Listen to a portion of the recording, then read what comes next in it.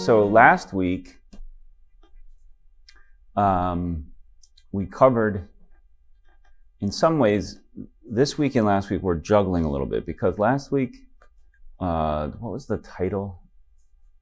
Human Dignity of the Human Person, right? And so Catholic social teaching. So Dr. Jake Thibodeau tackled a lot of the social implications. We were talking to him. We'd like to get him back. He was a wonderful presenter. But I think we also wanted to make sure that we covered kind of the foundations of the ethic of life and the dignity of the human person a little bit. We wanted to make sure we cover that well too. And in some ways, I think what you'll find is that these two topics, I mean, they're really wedded to each other. The dignity of the human person is inherently wedded to our understanding of the church and society, right? So I think it's a little bit. I think for next time we do this, it may be a little bit. He and I may switch because he covered the social implications more. And I think maybe part of that is also because we included Catholic social teaching in that topic. And it might be better to say Catholic social teaching and society, and church and society, and to also make sure that we're looking at, I want to make sure we give enough time and attention to the general topic of Humanae Vitae, and not Humanae Vitae, Evangelium Vitae. I keep getting those mixed up in my head, but Humanae Vitae is the encyclical by Paul VI, Pope St. Paul VI, and Evangelium Vitae is John Paul II, which we just read this week. So that's just to give you a little, just so that, because you might have read the readings this week and said, so there's a dovetailing of the two, but obviously Rerum Novarum builds upon that inherent understanding of the dignity of the human person, which John Paul II in the Evangelium Vitae underlines so profoundly, right? So, just as a bit of a caveat, maybe I'll put it that way. So, I'm going to try to, I've interspersed these different readings to kind of try and make reasonable presentations that we can kind of walk through together.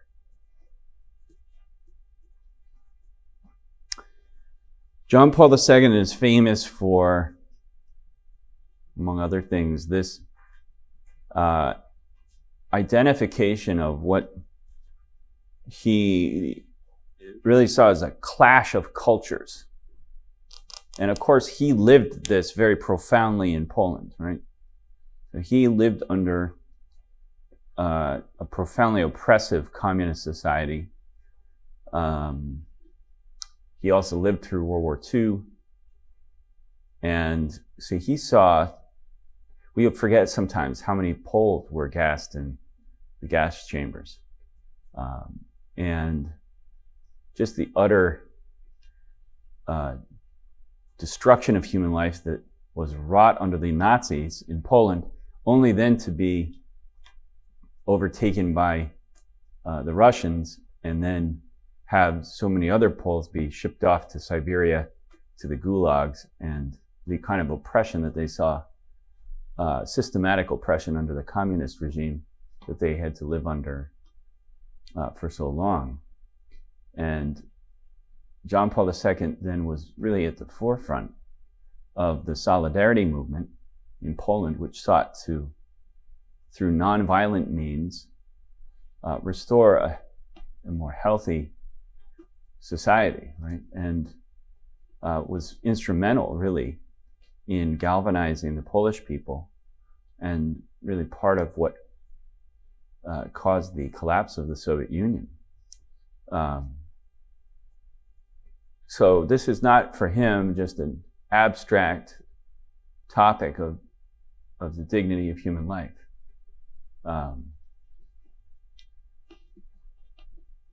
He painted this is really a clash of cultures that he made it. It's pretty stark, right? It's a culture of life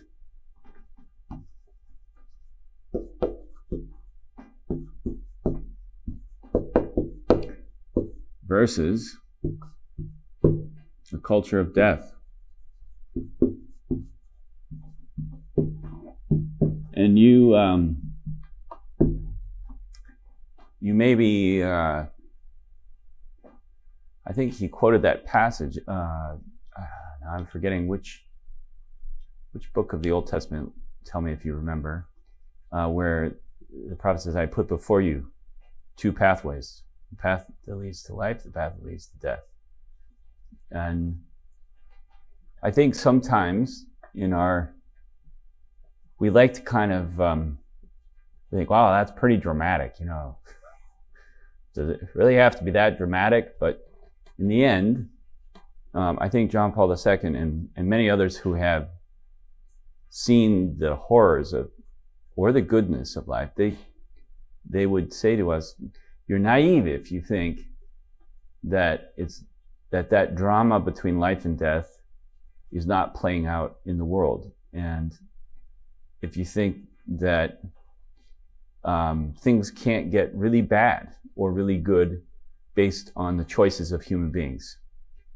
In John Paul II's book, The Acting Person, he makes it clear that our choices have consequence. And God has given us, through his grace, the responsibility of building up, responding to that grace, and building up and building a society. And that society is going to be based on our choices collectively, is either going to be life-giving or it's going to lead to death. So he says the gospel of life is at the heart of Jesus' message. Right? That's really Jesus' message in a sense is, right? He says, I am the way, the truth, the life. The truth that leads to life. And that our Lord says, I came that they may have life and may have it abundantly. And John Paul II also makes sure to clarify that when we're talking about life of the human person, we're not just talking about life in this world, right? He says that if we're considering the human person, we always have to remember the transcendent destiny, the transcendent origin and destiny of the human person. That we have, as human beings, a supernatural vocation, even during this temporal stage, if you will, even during this temporary stage of this life. There's a supernatural dimension to it, and he says that this sense of the supernatural dimension of the human person echoes in the heart of every human being. It's not just, even if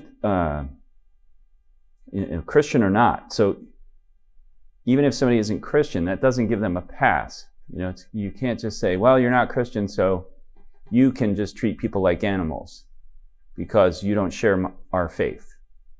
He says, no, based on the natural conscience that you have, that every person is equipped with, and reason, and that you're made in the image and likeness of God, on that foundation alone, right? On that foundation alone, you have a moral responsibility to make life-giving decisions and to avoid decisions that lead to death, right? That lead to the undermining of the dignity of the human person.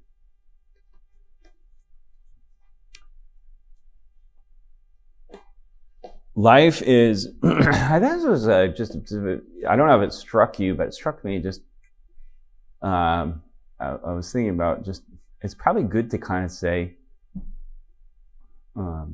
there's, have you ever seen those t-shirts that are out there that life is good? Do you ever see those? And they usually show like somebody doing some, I don't know, recreational thing, right? They're like playing golf, life is good, or it's like stick figures, right? Like life is good, but it's interesting, one of the lines in the encyclical is, life is always good. Which I thought that's an important clarifying term, right? Because what the church is saying about the dignity and value of life is that it's not fickle. It's not like life is good if it's going well. Life is good if you're playing golf. But if you're suffering, then life is crap. Right? Like, in fact, what John Paul II is saying, no, life is always good. It's always good. Even when it's hard, even when it's life on the cross, it's still good. And why is that? Because life comes from God. All life has its source in God, who is the origin of all life. And all life has its destiny in God, who is the final direction that all life points back to. So we all come from God, and we all are returning to God. Because we live, right? So life, in a sense, is from God to God, and that's what makes it holy, because it has its origin in Him, and because it's guided by Him to Him, right? And so he said that's fundamentally that's why life is sacred or holy, because, and that's why it can't be violated, because fundamentally, it doesn't come from us, and we don't. It doesn't end up in having its final answer in us, right? The final destination of life is not us. The final destination of life is God, just as its origin is God. And because God is holy, then life is holy. And in this regard, he says, that can be expressed, the sacredness, the holiness of life is expressed really in two ways, right? So the initial manifestation of that is just in the very basic commandment, thou shalt not kill. But he says that the positive phrasing of thou shalt not kill is you shall love your neighbor as yourself.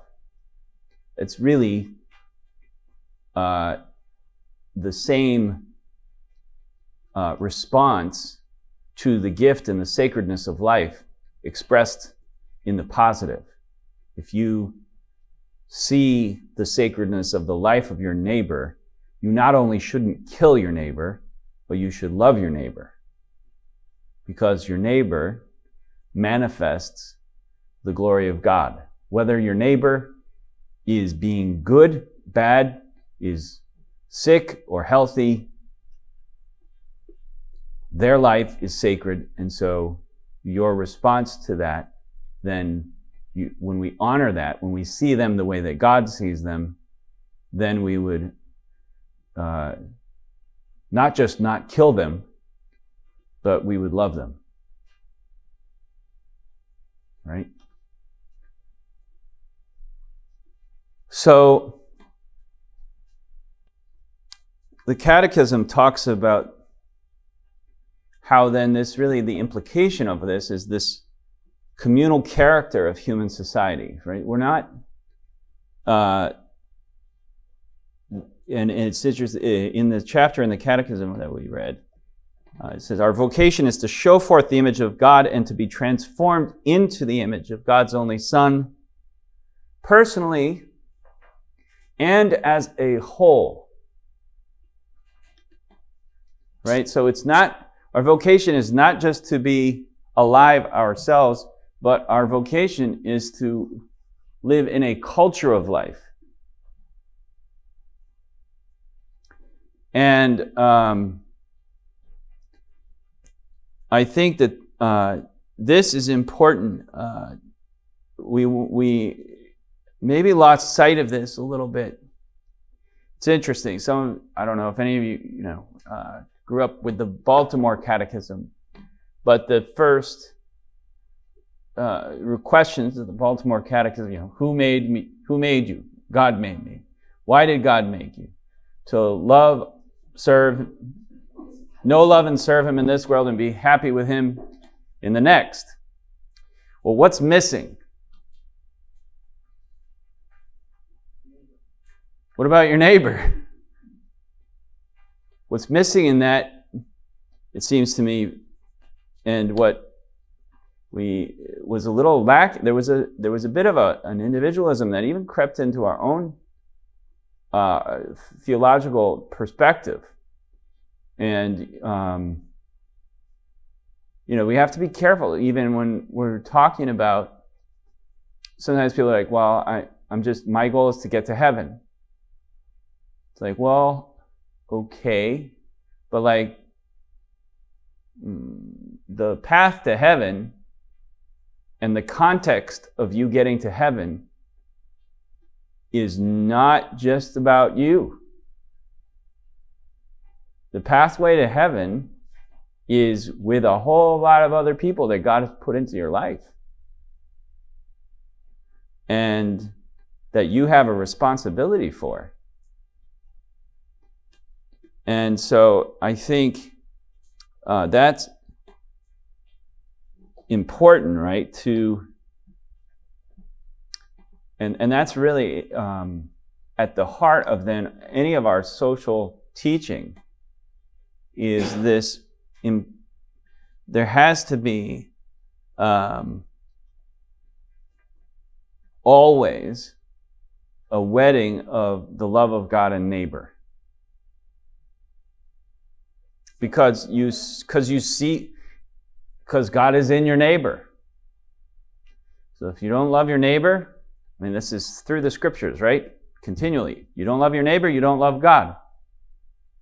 And if you don't love God, you're going to have a very hard time loving your neighbor, because if you don't love God, then when you see your neighbor and your neighbor looks like God, how are you going to treat your neighbor? If you don't love God and your neighbor looks like God, you're going to be like, you're ugly like that guy too. Right? So if you love God, then you're going to see God in your neighbor, and it's going to help you love God in your neighbor. Whereas if you don't, if you're having a hard time with God, you're going to have a hard time with your neighbor too. Right? So the two things are inherently really the same life, the same culture of life. Is that neighbor he meant just the physical address, physical neighbor, or just a neighbor as human being? Human being. Yeah, not your person you live next door to. Yep, human being. But I think I would specify, it's not the human being in your head. Sometimes we love our neighbor, kind of like, well, I love you when you're nice. Right? I love you the way you are in my mind. Well, that's not love of your neighbor. That's love of a fantasy of your neighbor.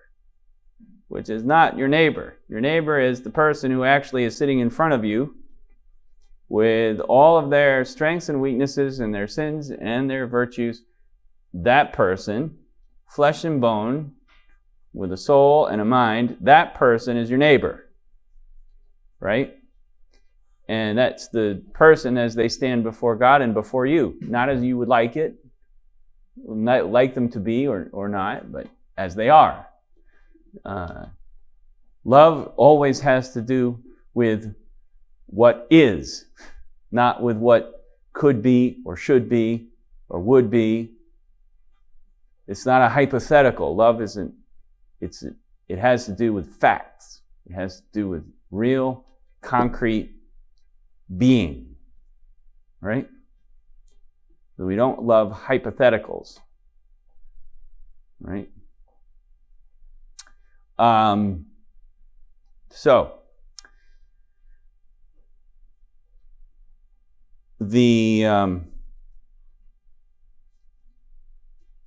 as we've talked about before, but I think it's always important to preface this whole thing with, and that is that grace is what makes possible charity, right? So it's not, and grace is just the life of God. So you can see how if God is not in the picture, if you're not open to the work of God and particularly the perspective of God, then it's going to be very challenging to love your neighbor, if not impossible, because you're not.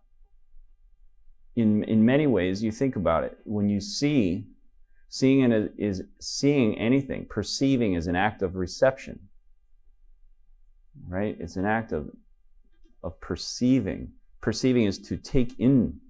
But if you are obstructing, if you're obstructing the truth, if you're obstructing the way things are, which is God Himself, then you're going to end up seeing either a distortion or an impoverishment and not the person as they truly are. You're going to see something else.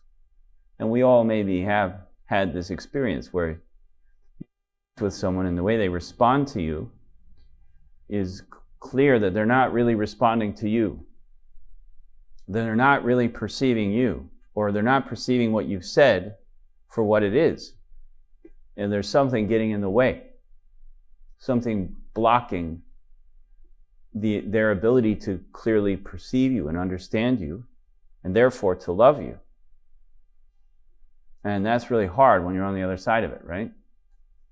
And it's really hard sometimes when we, on the other hand, when we know that somebody is made in the image and likeness of God, and we are having a hard time seeing it. And we say, well, that person just looks ugly and mean to me. It's like, well, I know they don't look that way to you, good Lord, but right now, I got blinders on. Because when I look at them, I just think they look like the devil. And I know that's not true. Right? So, this is why God's grace has to be, it has to really be at work in all of this. That's what God's grace is, really the social elixir or the glue, right? It's what allows us to really see one another as we are and to love one another as we're made. And without that, we love poorly because we love figments of our own imaginations, or we love distortions or shadows and not one another as we truly are. So,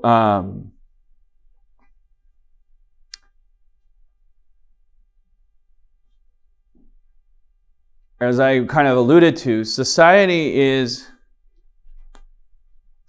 then, or being in communion with one another, is not extrinsic to who we are, but intrinsic And by that, right, what that means is it's a requirement.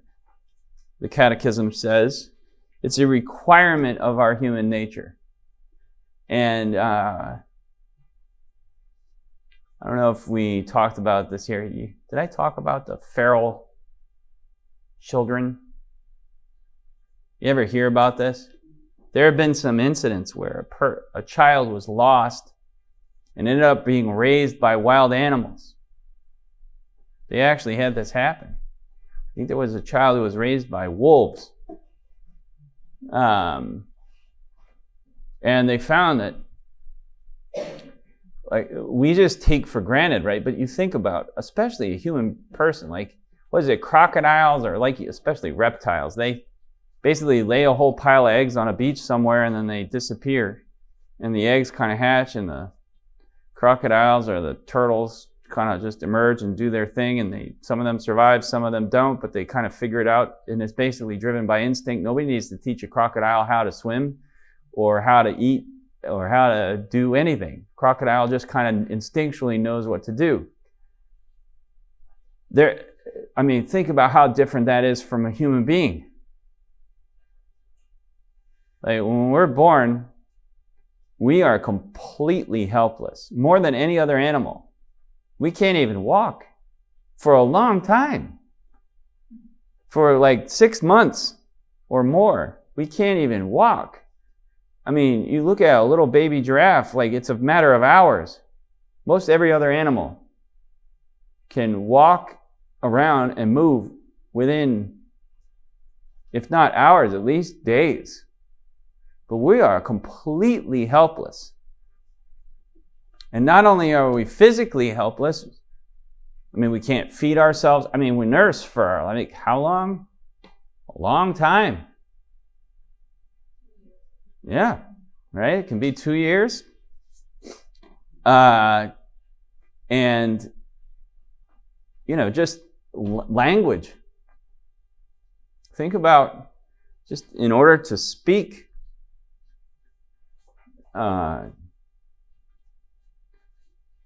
just to become a human being that's capable of being human, of being connected to other people, to not being human, being realized, to have their capacity realized, You cannot become who God made you to be without a whole lot from other people. It's for a long time. So our social nature, being part of a society, is not optional for human beings. It is essential. It's a requirement of nature. And I think sometimes we forget that, and especially as we get older, we start to think we're self-made men and women. It's like, no, you're not. And at the end of life, that comes back. If we think we're self-made men and women, we come toward the end of life and we realize pretty quickly, well, I can't take care of myself when I'm sick either. And when I'm dying, I can't really die well by myself either. I need to come into this world and leave this world with help. I need to be a part of a community.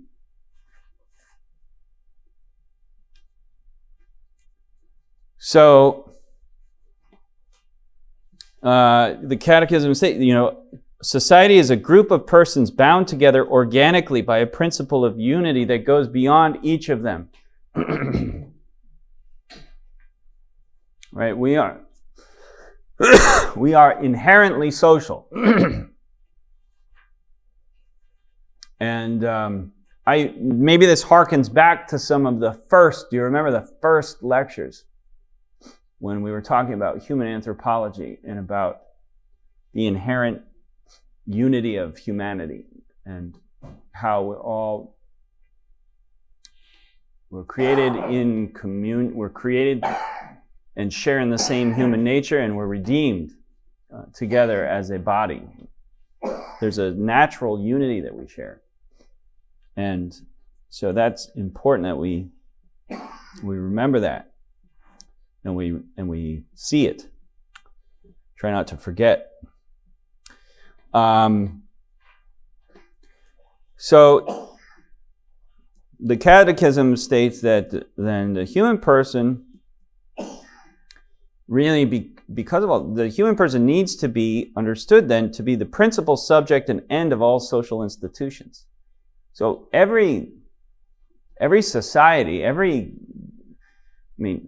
this is really important, a person doesn't exist for the sake of some other cause, right? We don't, it's not like, for example, we're not, and this is the problem with collectivism, right? Because for a communist, your life has no dignity. What has value is the state. Your life only has value insofar as you serve a purpose to the state. If you don't serve a purpose to the state, you don't have a purpose, right? So the way that collectivism, and even also if you think of fascism, it's the same thing. The state becomes really it's so horizontal. It's just the state is the origin and end of society, right? Why do we have society? Because the state gives us society. What is the end of society? The good of the state, right? And so the state really, what happens, and this was really the source of so much destruction and loss of life in the 20th century, was this kind of fascism or collectivism. And it's interesting, it was on both sides, right? In some ways we see this kind of dichotomy between the Nazis and the communists, right? They were fighting it out, but they're both afflicted by the same disease, the same culture of death, which is this radical assumption of the state unto itself, of that which belongs to God alone.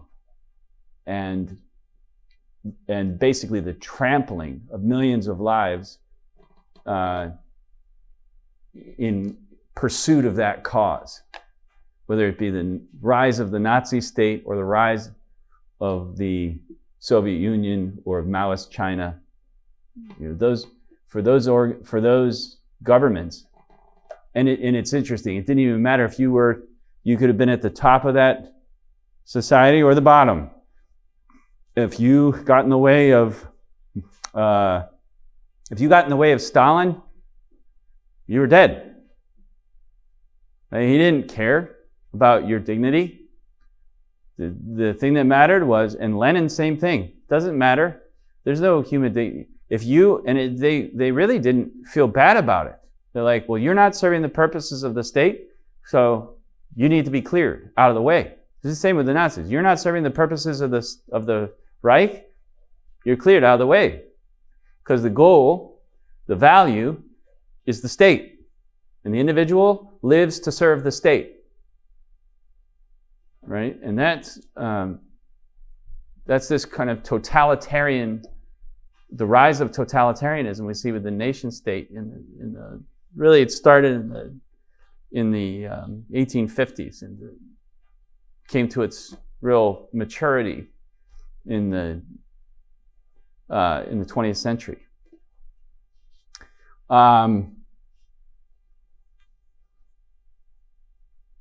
The church, on the other hand, sees the state as being necessary and good, right? But one of many societies that a human person is meant to be a part of. So the Catechism speaks about two kind of types of societies. The natural society. So a natural society would be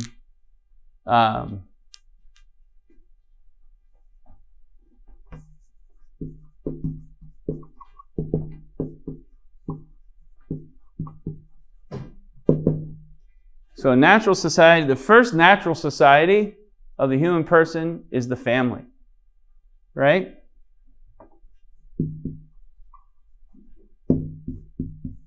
And I would say not just nuclear, but extended, right? That's your natural society that you're born into. And the second would be, we could call it the state. The old Greek word, the polis, it's really it's the government, the organized grouping of people in the community that you belong to, right? So the state can have multiple levels, multiple organizations. We had everything from little city-states back in European times. That's the state, right? It could be just your city. Or it could be, now we have big, huge, vast nation-states, right? So, but the state would be your political structure that has to do with where you live, when you live, that your families are part of a larger community that's governed there's a government, there's authority within the larger structure of this, we would say the state, huh? But the Catechism also speaks then of what they call voluntary societies that are also, the Catechism says, essential for human flourishing. Essential. And examples of voluntary human societies would be economic. So, work.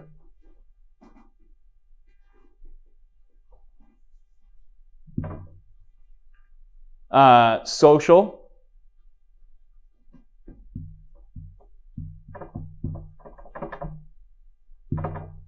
So you're part of the Italian heritage community, something like this, right? Or you, whatever it may be. Cultural, that may be more cultural.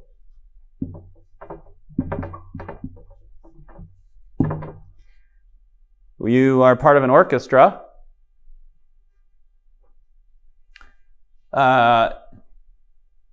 And recreational.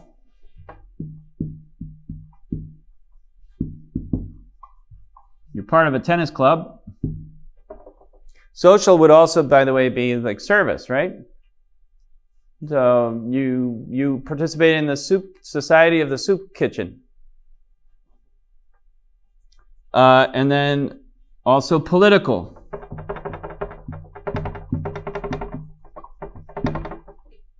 So you're part of a political party.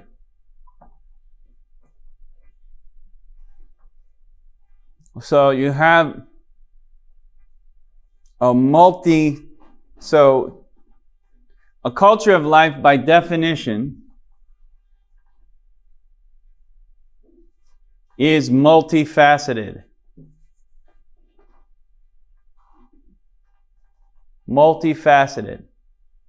A culture of death tends toward a polarized, it always ends up in a polar extreme of two entities, the individual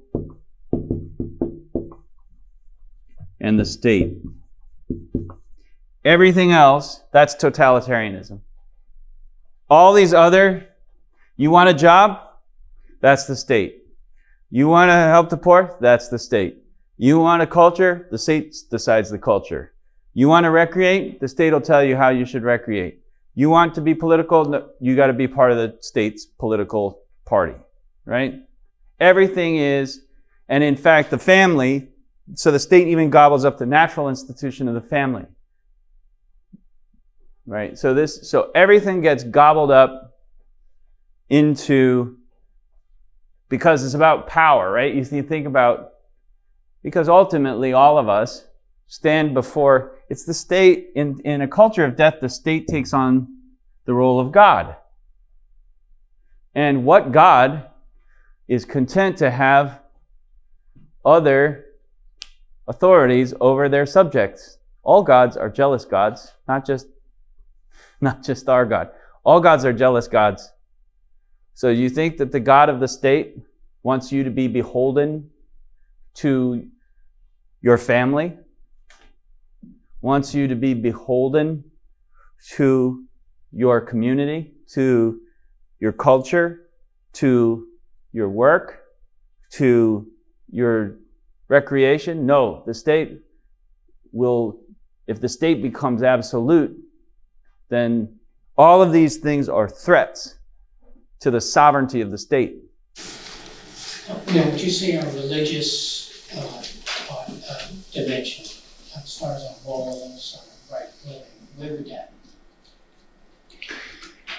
So it's interesting, right? I would say when you think about it's interesting that it's not in here per se. It's almost like it's almost like it's a foundation that even precedes any of this. Because we come into society already in relation with God.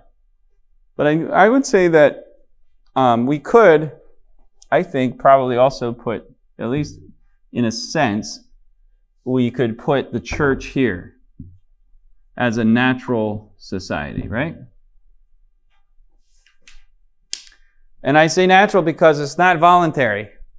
I don't choose my fellow parishioners. Right? Or at least it shouldn't be voluntary. This is part of why sometimes, and you can see that you get this sense with today, right? People kind of view the church as your religious social club. And there's been an effort to kind of move, I think, church into a kind of voluntary society. But from a Catholic perspective, and this is why we've talked about, like, the definition of a parish is not just the people who happen to go to church or be registered for the parish. You know, our parish is the people who live in this territory, whether they're Catholic or not. And that makes it very clear that this is a natural society, because it has to do, even like if you think about a diocese, you know, Bishop Ruggieri, when he comes to me, he's not just going to be made the bishop of the, whatever it is, 120,000 Catholics that live in Maine. He's the bishop for Maine, for everybody, all people in Maine, for anybody who lives in the territory of this state. Right? Because and we say, who is my neighbor? Everybody who lives in that state. And they're all Catholics, either in potency or in fact. Potentially or actually Catholic. Potentially or actually in communion with God. But they're all created to be in union with Him, right? So we have a responsibility to everyone. And the bishop has a responsibility to everyone. From the Jew who lives down the road to the not practicing atheist who lives over here, everybody is his responsibility, whether to give a strong witness to the gospel or to provide sacramental nourishment if they're Catholic. But, you know, I think that's why we say Catholic universal, right? The church is universal. It's not. This is not just a nice religious club for those who like it.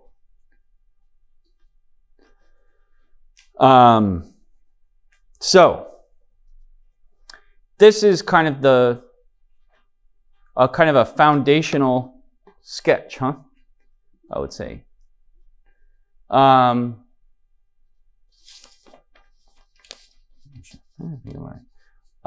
we want to take a little pause? It's about 45 minutes. Want to hit a pause button? Any questions, or just, you can see how this is not exactly the way that people generally think of the church or society, or necessarily even of themselves, right? It's fairly, I think if you think about it for a while, if you actually give some thought, if you go back and read Aristotle, this is all very clear to him. And he didn't have the revelation of Christ. He just was looking around at what it is to be a human being. He's like, well, clearly, you're a part of a society. And clearly, you're a part of a family. And clearly, you have friends. And clearly, you do things together. And you impact each other. Clearly, no man is an island.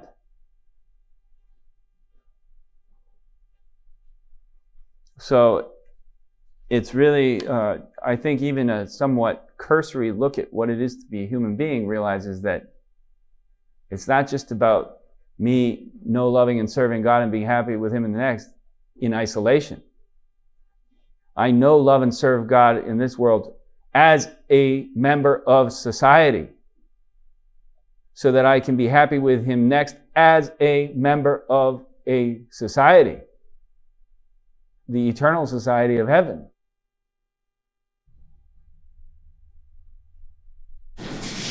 I think also is the aspect of creator,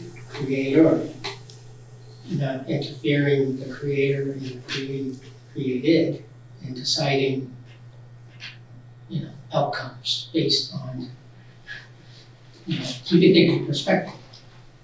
Well, and we'll get into this a little bit further of what is the role of society? What is the role of the state? Given all of this, right, we talk about where life comes from, what is the destiny of life, how does life unfold, and then we got to start with these foundational. You have to start with this clear, because if you think that you're just an individual who doesn't really come from anywhere and isn't really going anywhere, then who the heck is this person over here to tell you what to do? So, as I understand, for whom you belong, correct? Yeah, and within each society, we have both rights and responsibilities, right?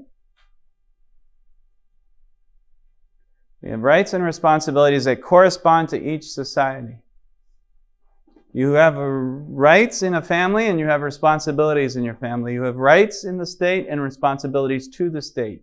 You have rights in the church and responsibilities to the church. Every society that you're a part of, every person, every community that you're a part of, comes with its own set of rights and responsibilities. What does that mean? Those are just the implications of love. Right? If we love each other, then, again, you perceive the goodness, the sacredness of the person. That means they have rights. You can't treat them in a way that's not in accord with their dignity. That's what a right comes from. Why does a person have a right? Because that right comes from God. And why then so the right comes from God, and so does the responsibility then to honor the right that the person has. If the person has a right, then I have the responsibility to honor it, and that's the responsibility that I have. So we don't just have rights, we also always, because the flip side of a right is a responsibility. If I have a right, you have a responsibility to honor that right, right? If I have a right to life, you have a responsibility to protect my life. If you have a right to housing, I have a responsibility to ensure that you have housing. So there's always they're the two sides of the same coin, and the coin is our human dignity.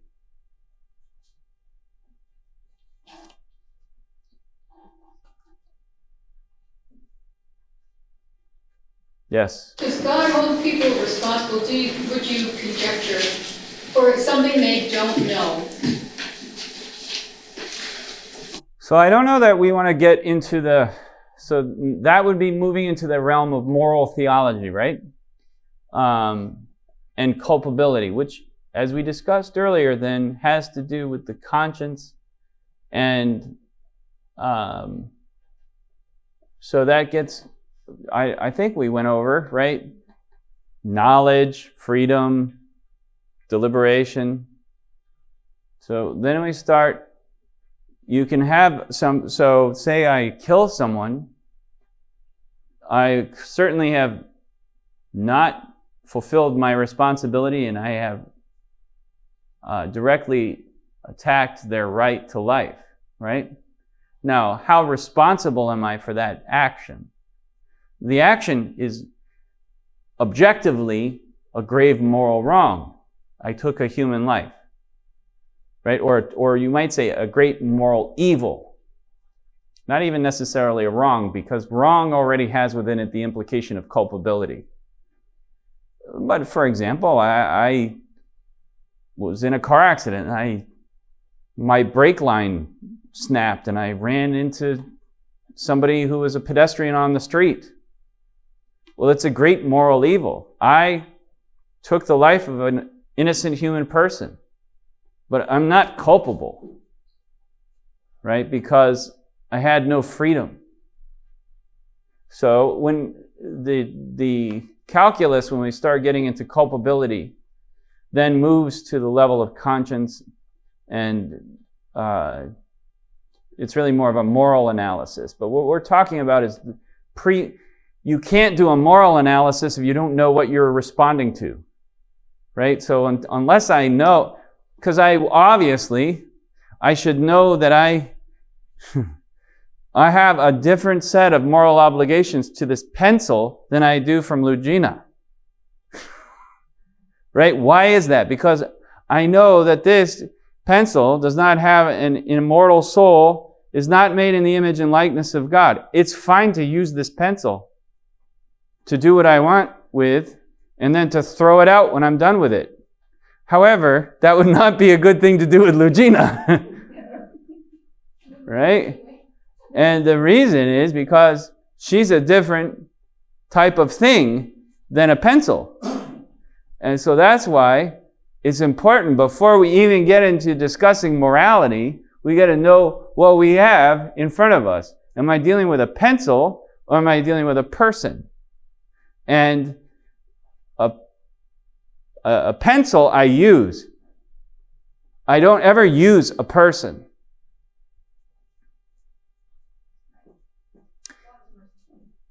Oh, of course. But look, I mean, we don't need to worry about God. It's we're the ones that we need to worry about. You know, God is going to, but it's all about our willingness to actually honor what He's given us. And, you know, He does give us moral responsibility. And there are consequences. Our Lord was very clear. Jesus was clear. If you use a person the way you would use an object, then there are consequences to that. Not only for them, but for you. And yes, God is merciful, but what did somebody say? God's merciful, but He's not a fool. But God is merciful, but He's not... if we're rejecting and pushing God away, because ultimately when we use a person, what we're doing is we're not honoring God who is in that person. So what is God going to do if we say, I don't want you, right? Because if we're using another person, we're basically pushing God away. Well, He respects that. He gave us free will. So there are moral consequences, but it's not God that's out to get us, right? Anything? I know. I guess this is somewhat. You're all looking a little quiet. I don't know if that's because this is like too philosophical and dense, because it's making you think, or what are you thinking? What's going through your head with this? It's very interesting. Very interesting to digest it and to understand it. The whole society is analyzed all the time right now. So it's very interesting. I'm thinking, I guess, about all the people that we come up against in our lives and meet and work with and go to church with, and how different they all are and how difficult it can be often. This is why to me sometimes you're having like some kind of complicated discussion about morality, and somebody's like, "Oh, for gosh sakes, just love other people. Just do the loving thing." I'm like, I don't think you've thought very deeply about this whole thing called love. How can I love Lugina if I think she's a pencil? I have certain kind of pen that I love writing with, but it better be a different affection that I have for that pen than I do for a parishioner. If you don't see things clearly, then you can't love. And this is, you look at how often in the Gospels our Lord is healing people who are blind. And he talks about, I am the light that came into the darkness. What's the darkness? The darkness is when we can't see the other person.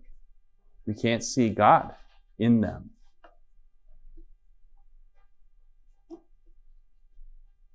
I think too, it's easier to do the don'ts, like don't kill, don't use someone, don't, take advantage of this person, than it is to actually proactively love. So we do spend a lot of time not doing the things that we're not supposed to do, but also not doing the things that we should be doing. Remember when we were talking in the moral thing about, right, the sins of omission. It's like, well, right, what's my responsibility to my neighbor?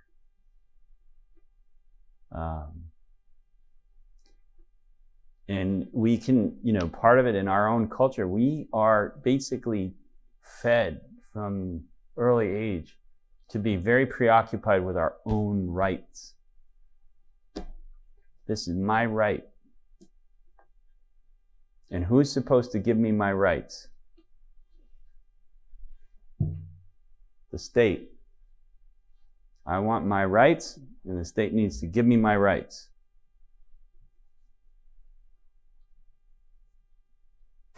Seems to me that the big question underlying all of this is the ability, or can we forgive some things feel unforgivable, whether it's the person in reality or the fictional person we played out.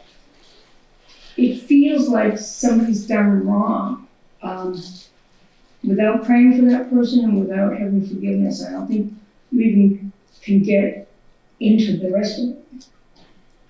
Well, to a degree, it goes both ways, right? Because why would you do a lot of work to forgive someone if you thought they were a pencil? On the other hand, if you say, well, okay, this is a child of God, made in his image and likeness, I have to find a way to see that. That's what forgiveness is. Forgiveness doesn't mean you forget things. It doesn't mean that you allow somebody to continue hurting you. It just means that you honor their identity as it is. The reason you forgive someone is because you see that they're a child of God. They're made in his image and likeness. And if you deny them, if you hate them, then you're throwing out the baby with the bathwater, in the sense that you're throwing out Christ with the person you're despising and lacking forgiveness to. Because you can't not forgive somebody without pushing God away.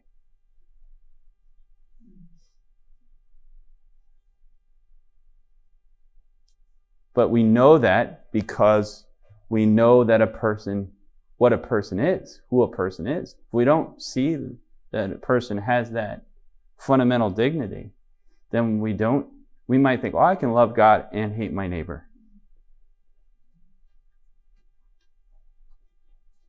What about the relationship with the dogs, cats? Sorry? The relationship with dogs and cats. Well, I think it's a good... Sometimes it's very interesting. Well, I have said it's not so much that we love our dogs and cats so much. It's that we love our neighbor so little. If we start thinking that our pets, that we have more of a responsibility to our pet than we do to our neighbor, then clearly we're deluded. And we're not seeing our neighbor the way they really are.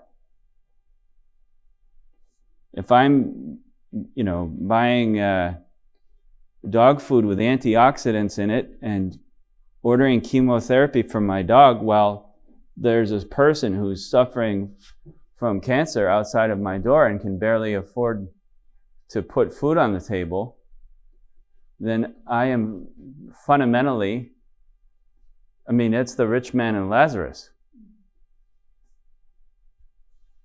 That's pretty stark, but that's what it is. And that's where I think the truth and the life have to go together. And we live in a time that there's a lot of deception.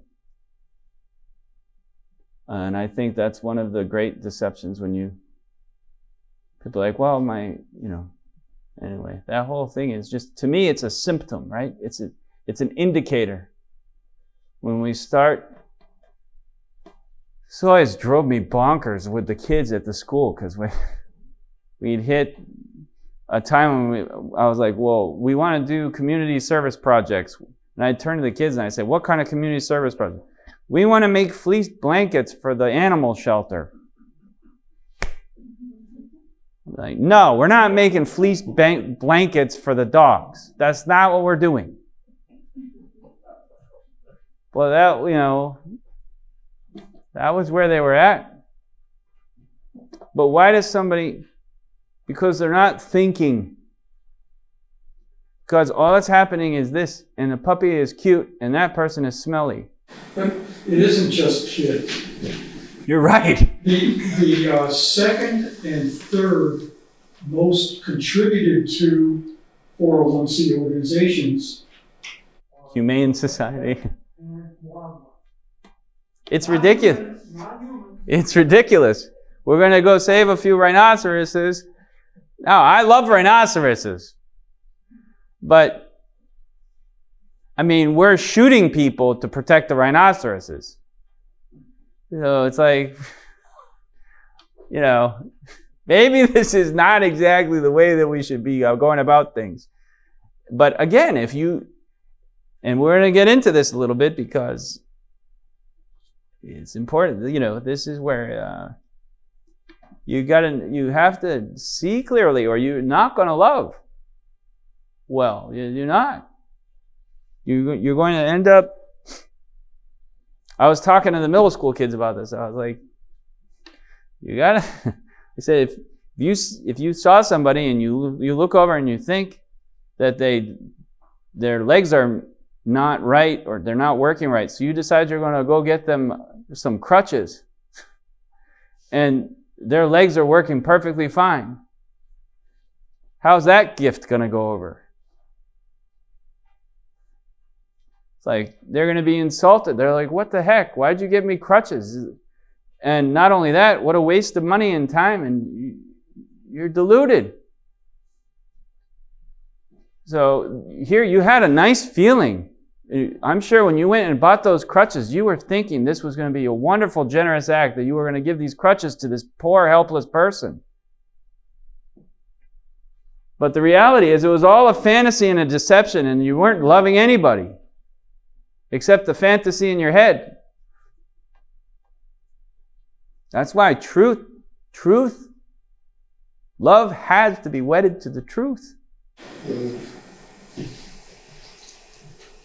So to me, is just knowing yourself is number one issue. So Knowing not just yourself though. you have to know about me. You have to know, I think,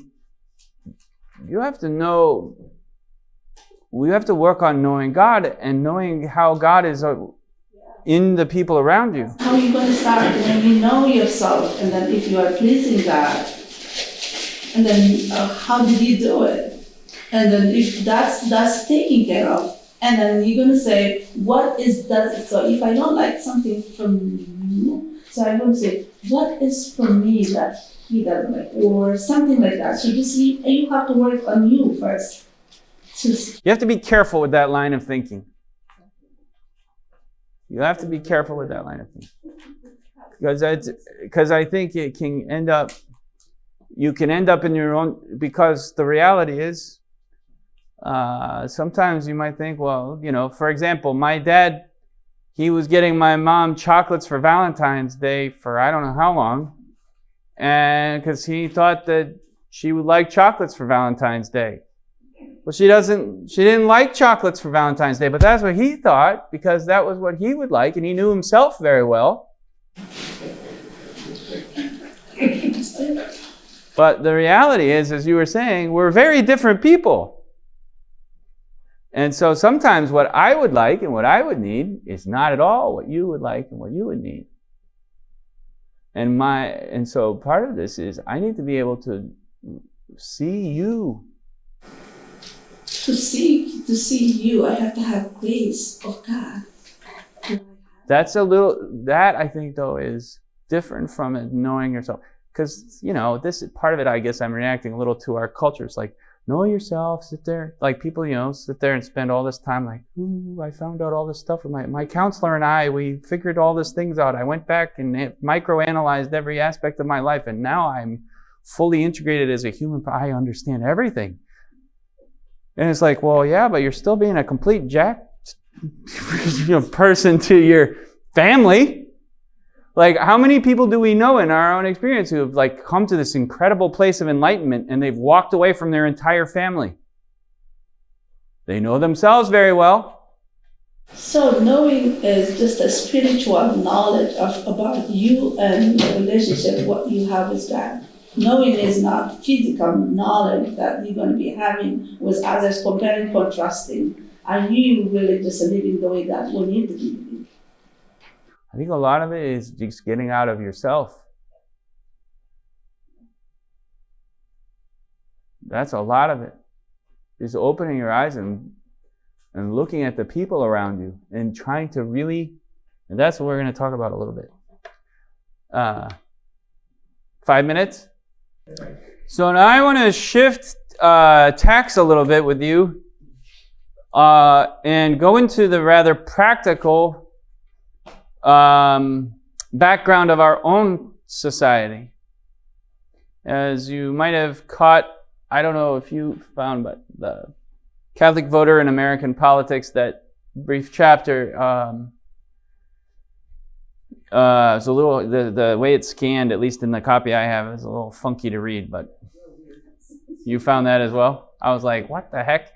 John Paul U, or whatever, and I was like, anyway, there were some pieces there that were a little challenging to read.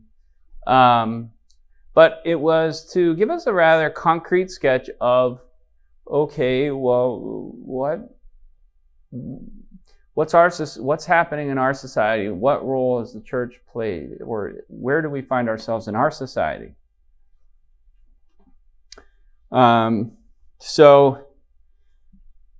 Prendergast, so just to note, right, of course, this was written in 1999. So his perspective is, I would be curious to see, in fact, I looked as well for, Neil Postman had passed away in 2003, but I would be very curious to talk to Neil Postman at this point and see what he thought about everything. But similarly with Prendergast, This book actually, Catholicism in American Politics, I read it. I had a course in my undergrad that was on the church and state. And we read a whole bunch of stuff, but this is one of the books we read. And I thought it was just it was helpful for me to gain a sense of context in terms of, okay, where do we find ourselves as a Catholic community in our society? And what is our society as an American Catholic Church like? Who are we? So Prendergast talks about in 1785,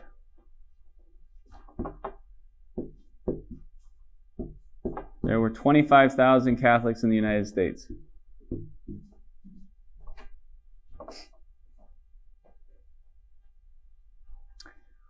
That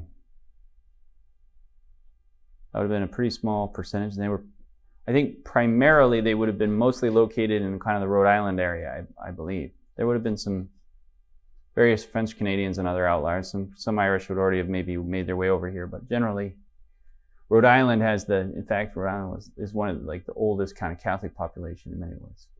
At least now there were pockets of also, like Florida had the Spanish influence. So there would have been some Spanish influenced Catholics who were down in Florida. Eventually when things moved to the west, Louisiana and those areas, there were some Catholics who would come up and then obviously into California, but from the Spanish. Because really, if you think about it, the Catholic people who would have come here would have been the French and the Irish and the Spanish. That was the people who were coming here and would have been Catholic. The English were not. So, and the English were the primary first colonial people. A lot of the Native Americans were evangelized by French-speaking Jesuits or Spanish-speaking religious. So a lot of the Native American people became Catholic, but many of them, as you know, died either of contagious diseases or through direct violence. So many of those communities were, greatly diminished. By 1997, he makes it clear that it's hard to get exact figures. Some of this, especially now, is hard because so many Catholics in this country are undocumented. But he quotes a figure of 61 million.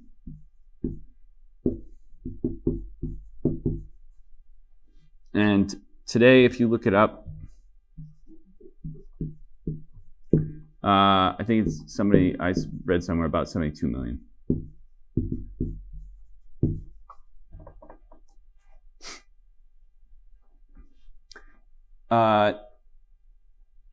The growth of the Catholic Church in the United States directly paralleled the trends in immigration because basically we imported Catholics, right?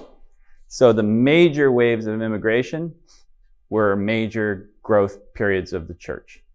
So a huge time of growth would have been the 1840s and 50s. That was when this diocese was established, right? And that was because of the significant influx of immigrants. Irish Catholics, but also there were many German Catholics and there was a lot of social upheaval in Europe during the 1840s and 50s. And so a lot of Europeans came over to the United States, and the immigration laws were such that they were able to immigrate. So you saw decade over decade doubling of the numbers. I don't know if you saw that graph, but the Catholic population in the United States between 1840 and 50 doubled. And then 1860, I think between 50 and 60, doubled again. So you see just this very, very extensive growth.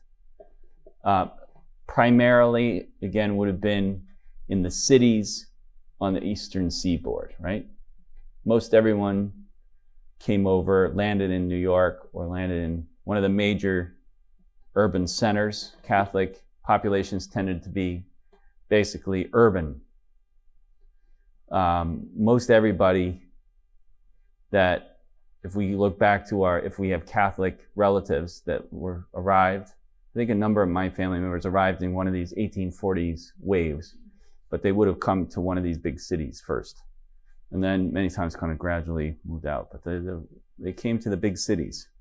And it's similar to today. The cities are where their resources are, the work is, things like that.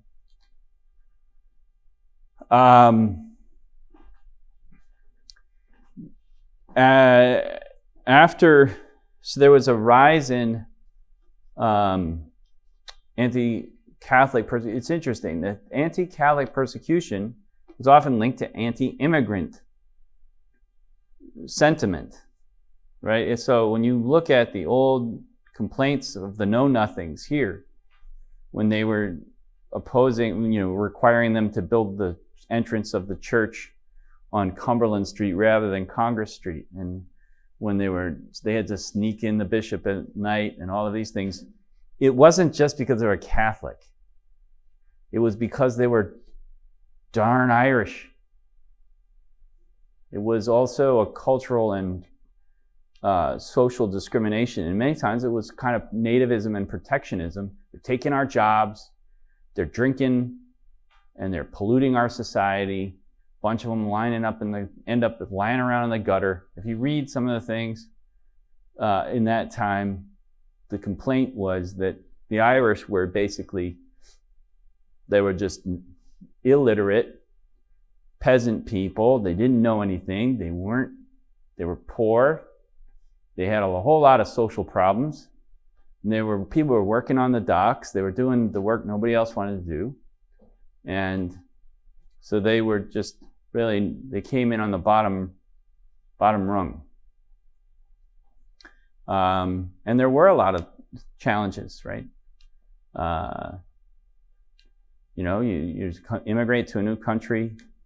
It was not easy, and many of them came because they were starving, right? The great potato famines and other things. So it wasn't necessarily the wealthy and the people who had a lot of options in Europe who were coming over here. It was often desperate people who needed a better way to live. So, and the clergy was hit or miss. It was a lot of clergy were not from here. Like if you look at Father John Baptist, who was a Jesuit, right? A lot of religious were ministering to people in the early days, and he was, I think, Swedish. But like he had 40 some odd churches. He was based out of Eastport, and I think at different times he had a couple of priests assisting him, but they had all these little churches that they would, and he was just founding churches, right, left and otherwise. But you'd end up with somebody'd start a mill. They brought in a bunch of Irish to work in the mill, and they needed a priest. And so they'd say, okay, well, raise the money, start a church. And they'd start the church, and that's how these things proceeded. Or a farming community or a fishing community. A lot of logging, right? Timber harvesting. But also agriculture was a bigger thing in Maine. Maine was a lot less forested in those days. It was a lot more agricultural. And so there really weren't the diocese was only established in the 1850s. And even then, really, there weren't a lot of priests initially.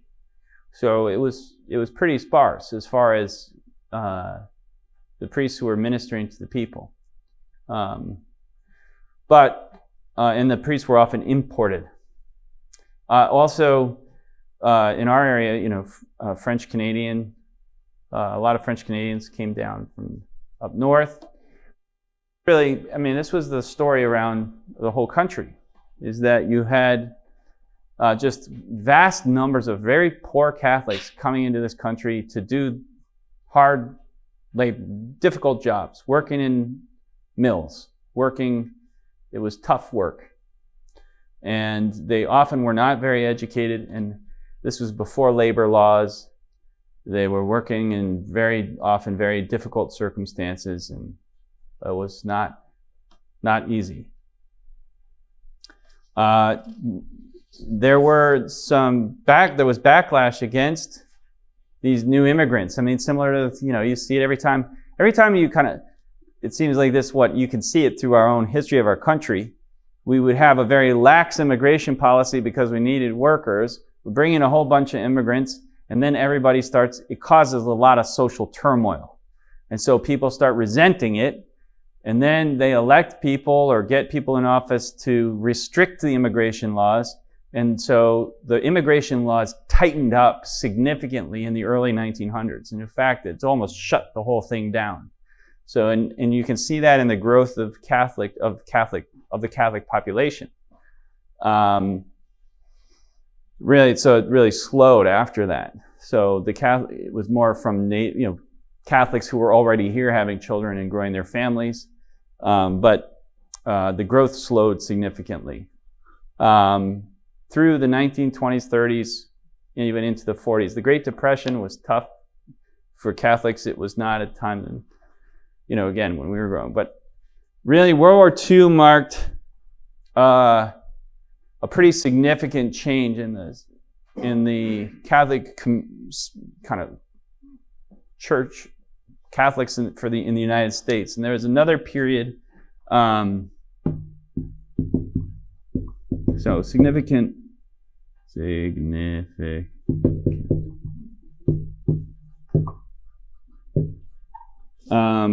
Again, in 1940 and 50s,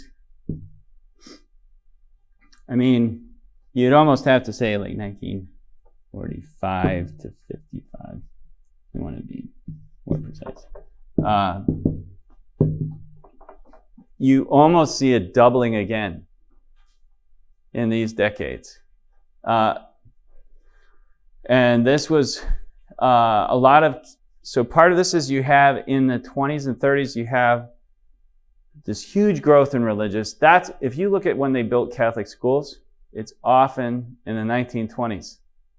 So there was the Roaring 20s, there was a lot of money. They built all these schools. They started bringing in a lot of religious. They start educating a lot. So you have a whole generation that's educated in the 30s. They all go away, 20s and 30s, they all go away and fight. Huge, huge numbers of Catholics went and fought in World War II. And then they came back and they were eligible for the GI Bill. And this is that World War II generation, right? They had the World War GI Bill, and they started families, and they had big families. My grandfather fought in World War II, came back. They had 12 kids, and that was not entirely uncommon. They're just big, big, big families. So you saw just a significant growth, and then it wasn't so much due to immigration, but just the community here. And what Prendergast really also notes is that this is when things started to shift. Significant growth, but also move as the economics change, move to suburbs. You start seeing Catholics moving out of the cities, and you can see it right here. This was Little Italy, right? And what happened in the 50s and 60s? They started moving out to North Deering and to the west side of Portland, where they could finally get out of apartments and tenements and move into their own homes. Kind of the American dream, right? So there was a lot of, and this was the story that happened all over the country. And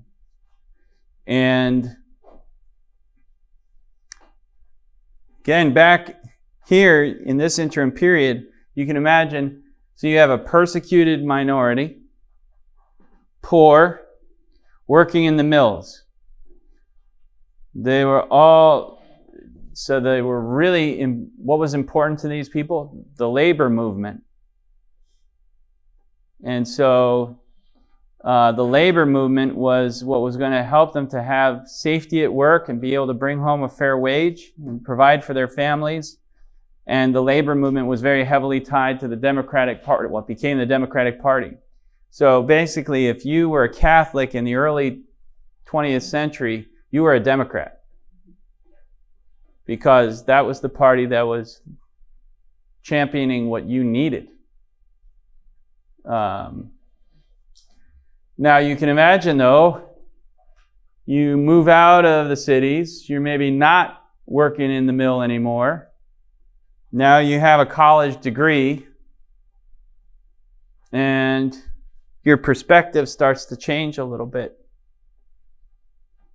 And so we also start to see a moving, what was it?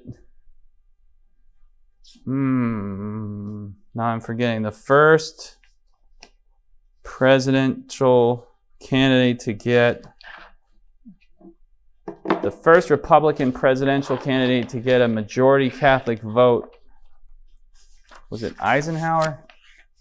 Anyways, it was in the 40s and 50s. And then it's interesting, the church kind of moved in that direction, and really was more conservative in its voting until Bill Clinton, who captured the majority Catholic vote again. Would have been early 2000s. Now, interestingly, what happened under Bill? So we see again we saw a shift in an opening up in the immigration policies of the United States in 70s and 80s. And so again, you start to see, and it would be interesting to see the last couple decades, but now the migration into the United States is not so much from Europe, but from especially Latin America, and to a degree Africa, although not nearly as significant. Here we have a lot of African migration, but nationally it's dwarfed by immigration from Spanish-speaking countries, which are all predominantly Catholic, although some of the evangelicals have made some inroads there. So it's interesting, over the last, there's been modest growth. Now this doesn't look great. It's not, I think we're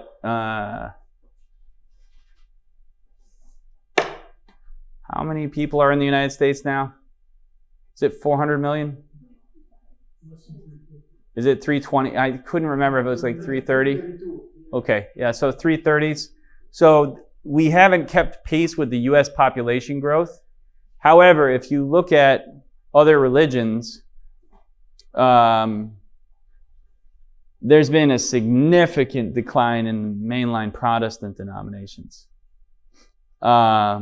And there's also been, so the only, at least 10 years ago, the only denominations that had grown in the United States in the last decade had been Southern Baptist Convention, the Mormons, and Catholics. Of any, so I think there may have been some growth within the Muslim community as well, but those are the groups that had any growth. But if you were to look at the Catholic Church, the only reason it grew was because of the Latin American migration.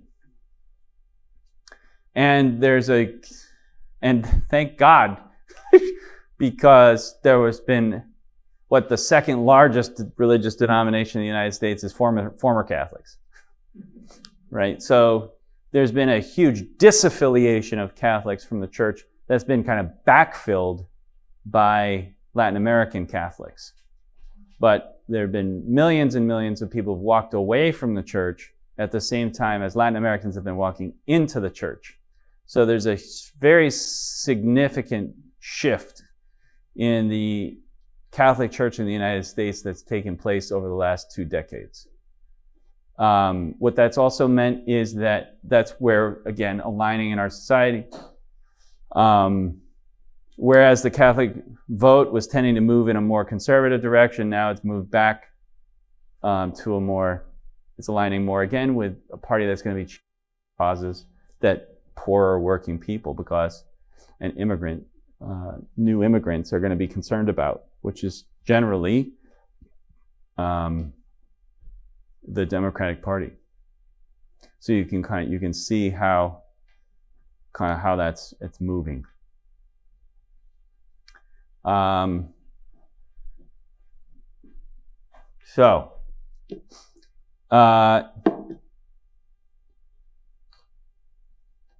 It's also important to note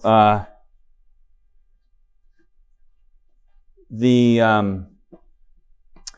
no other religious group in the United States that has the diversity that we do. Not even close. In this country, we've always been the Church of Immigrants. We've never not been. It's interesting in the last, since really the 50s, there has been a shift. The Catholic population was almost entirely concentrated along the eastern seaboard.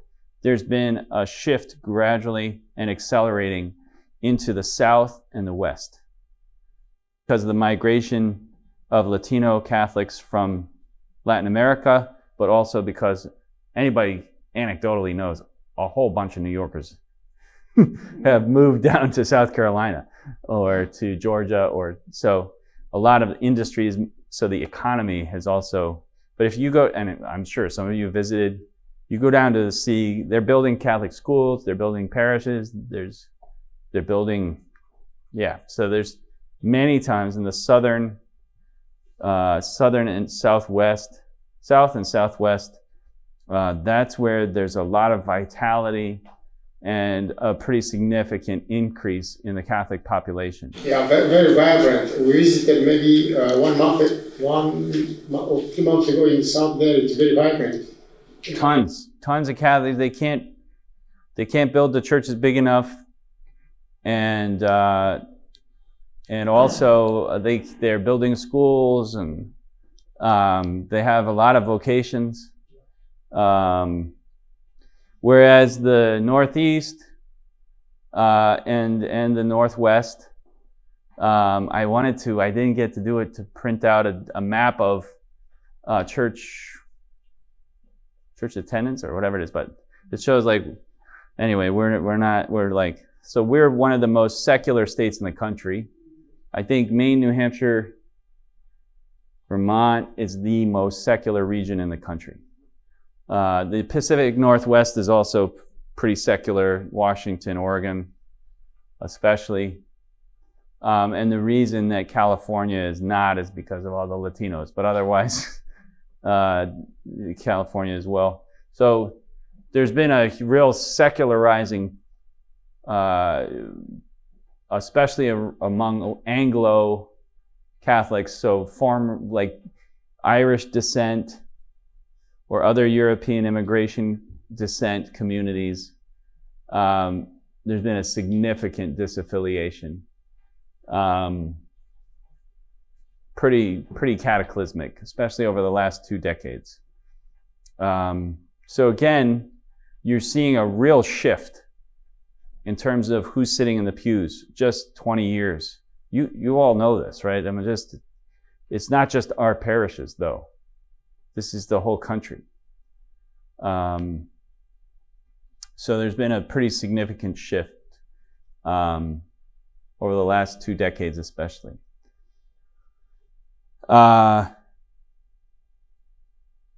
Through all of it, what's interesting is because Catholics have come into this country, we're either old immigrant communities or new immigrant communities, but we all have a bit of an immigrant complex because we all immigrated. And so I forget where the quote was from in the reading from Catholics or the Catholic Voter in American Politics that said, This was a quote from 1972.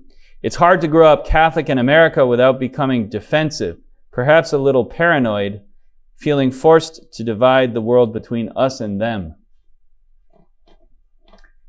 And this was something I found that was really interesting when I went to Europe, because I would be walking down the street in clerics as a seminarian, and my expectation, so I'd come up to a group of guys that were working on the road. And for me, those are my buddies, those are my people.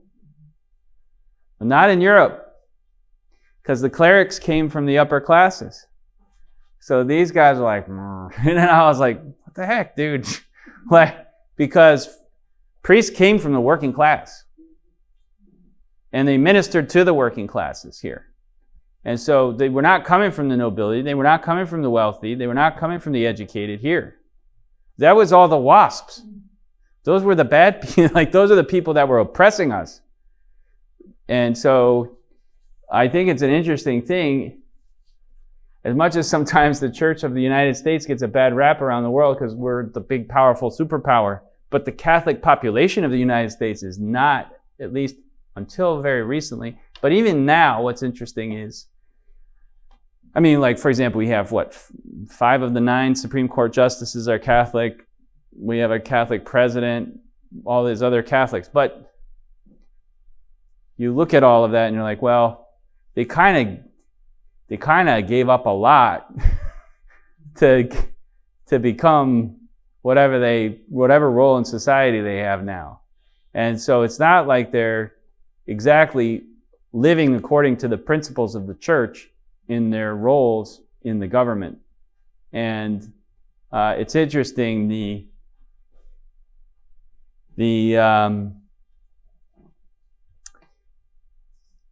end of this chapter, I don't know if you read about the Vatican II, really in the end of Catholic separatism. There was a conscientious effort in the church to get out of the ghettos and to mainstream. And so Catholic schools were shut down.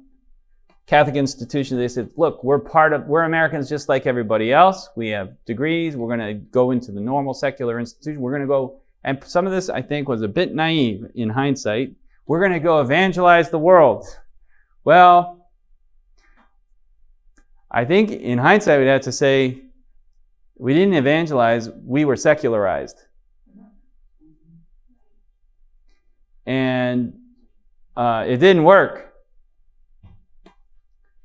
The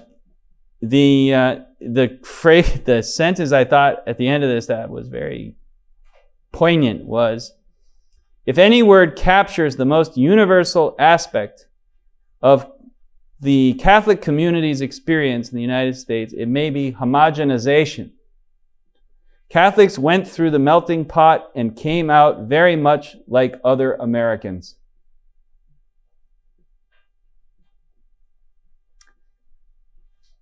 And it's interesting now, there is no real Catholic vote. If you look at the way Catholics vote in this country, it almost exactly parallels the way the whole society votes. If you want to predict how a Catholic is going to vote,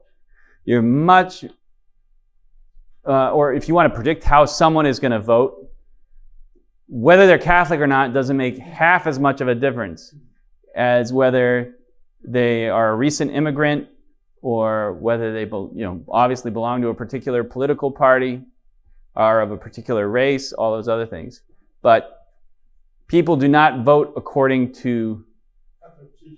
No. And this article points to this weakening commitment of Catholics, among Catholics to the church, really particularly since this decision to move away from separatism and the ghetto. Catholics are considerably less generous to the church than Protestants, and just, I would think, even also that we were in the past. There's no way we would build a church like this today. Religious literacy. Catholics don't know their faith. They don't they're just not aware. They don't follow it. Because they're not being educated in Catholic institutions. Lack of vocations. They're not. Something odd about that in the numbers, that he sort of implied that, yeah, you're losing the grammar schools. That went way down, way down. But then he said, if you look at the number of Catholic colleges, the number of people there has actually gone up. So the implication is that everything, it's not as bad as you might think, except that what's really happened is in the Catholic colleges, there's been rapid secularization of that population. And Yeah, they're not. Even within the instructors, the professors, etc., they're not Catholic either anymore. No, after the Land of Lakes agreement, so that was in the 60s, the Catholics, because it used to be that to teach at a Catholic university, especially at least in the theology departments, you had to be, the church required that you teach in accord with church teaching. And they threw it out the window in the 60s. And so talking to the professors at St. Joe's, they're working on it, but they have Mass once a month at St. Joseph's College. And I think they have like 12 students go. So that's the only Catholic college in the state. It's just, there's been a real abandonment of, I think that when we look back at the last 50 years, one of the things that people are really should ask some big questions about is why in the world did our bishops just let go of all of our educational institutions and decide that they weren't necessary? And even the ones they maintained, they lost control of. They might, and same with our hospitals and our other facilities. We just gave away any real control over the mission and the vision that was guiding those institutions. There's been an effort, I think, in some pockets, right, to rebuild. There's some hopeful things going on, but it's not in those, it's not at the BCs and the Georgetowns. Those are not, and even within those institutes, it's interesting. We have a guy who's coming as a parish intern from Notre Dame. Now, there's some interesting things happening at Notre Dame, but it's counterculture in many ways. It's not the dominant culture of Notre Dame, but Notre Dame at least allows, they don't oppress Catholic culture, which maybe that's better than if you were at Princeton. I mean, Princeton would be actively oppressing you. So at least at Notre Dame, they're not going to actively oppress you for being Catholic. But it's not something that would be mainstream in those institutions. So I think, I think he paints a pretty rosy picture in some ways. I think, especially, to be honest, this was again 1999. I wish I could tell you the picture had gotten better. But it's interesting, vocations to the priesthood nationally, because I'm very familiar with those having been vocation director, they were really upticking. I mean, if you were to look at a graph in the country, if say 1960s to 2000, maybe even 2010. I'm gonna put this 2010 and then 2020.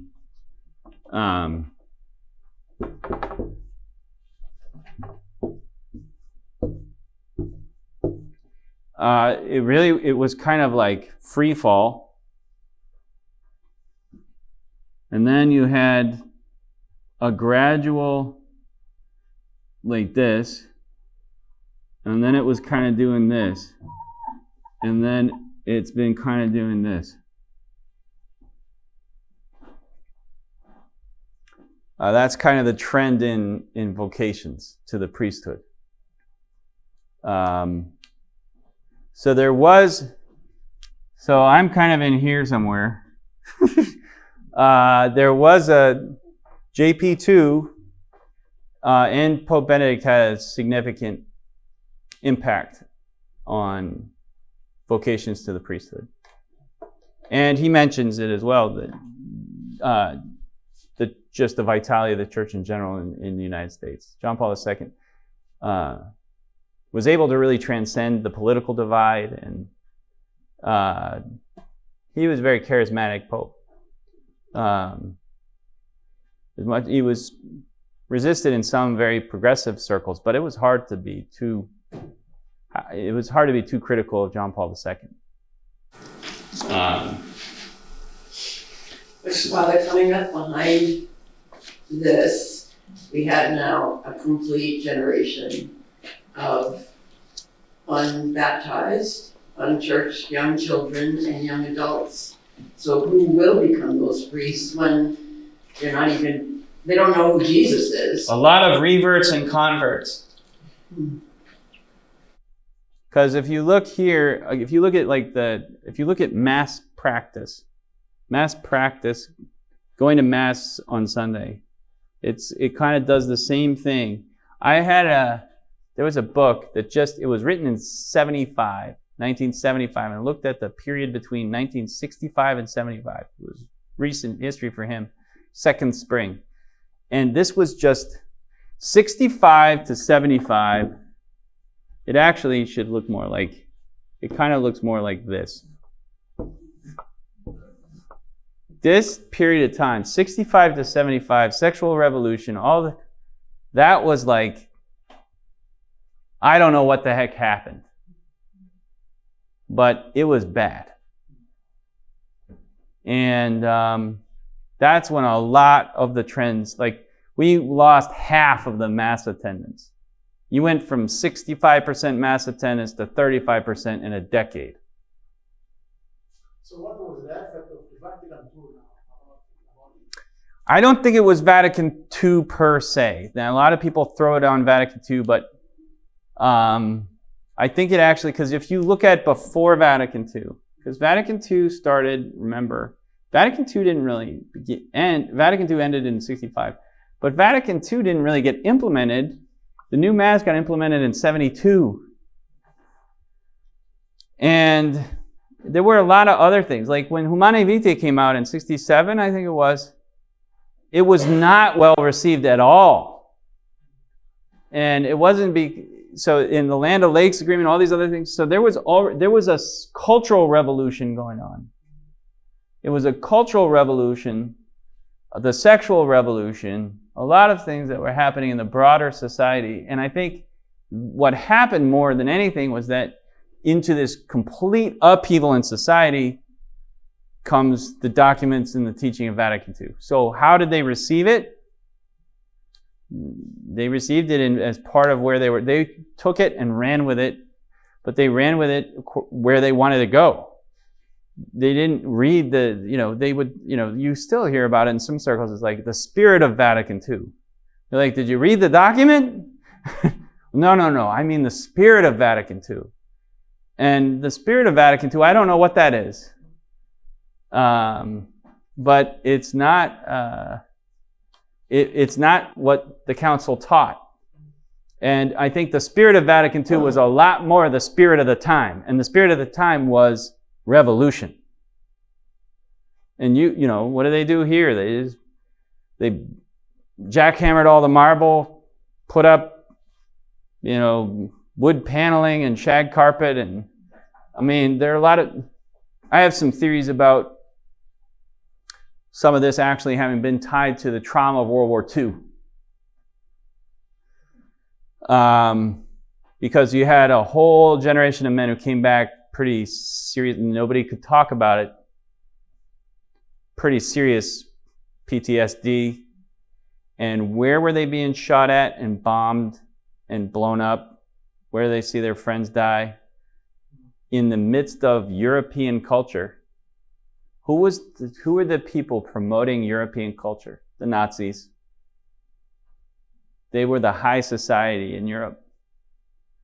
And I think, if you think about it, you're like fighting all out battles in Gothic architecture in Normandy, and everything European now is associated with this bloodbath.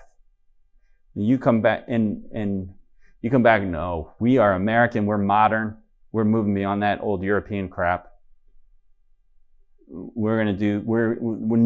We're going to do a new world, new culture, no more religious battles, rosaries, old traditions. Look at what happened in Europe. We're going to do American, JFK. Don't take religion too seriously. So I think there's a certain amount of that. That's at least a bit of my theory, but I don't know. I wasn't alive. But there's something, it was a cataclysm. And if you look so vocations tanked and then came up. If you look, on the other hand, at the practice of the faith, it's done more like this. It's kind of gone.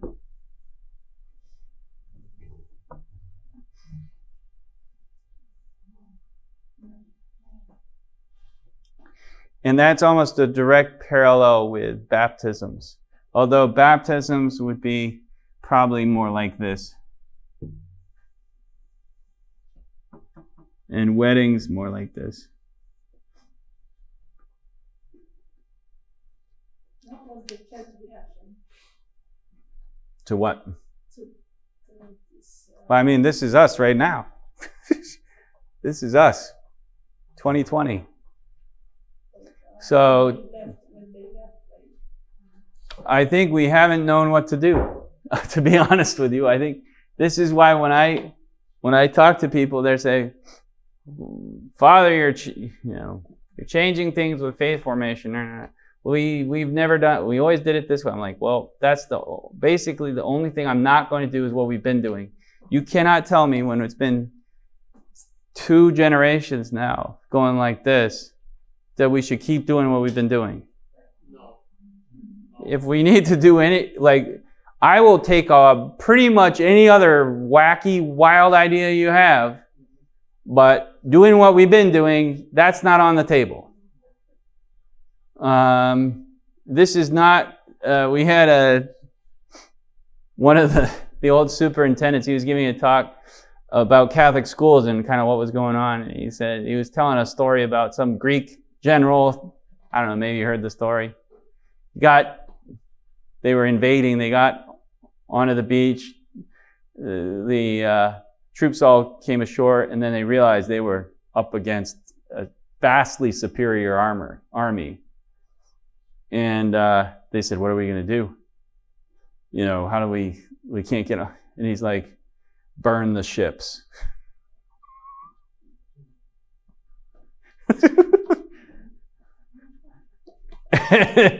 And I think at a certain point, you get to a certain place where you've been you're getting your butt handed to you, and you gotta go for broke. It's the Hail Mary, it's the whatever you want to call it. I like playing spades, it's bidding nil. But there's no other way. Father, how much of this do you attribute to the abuse of the altar servers? Well, to clergy abuse, all these trends way before, right? That all broke in 2002. And what's interesting about that is you saw a continued rise in vocations. I entered the year after the allegations were first in the Boston. I entered in 2003. So it doesn't seem to really have impacted. I don't think that that's the major factor. I think a more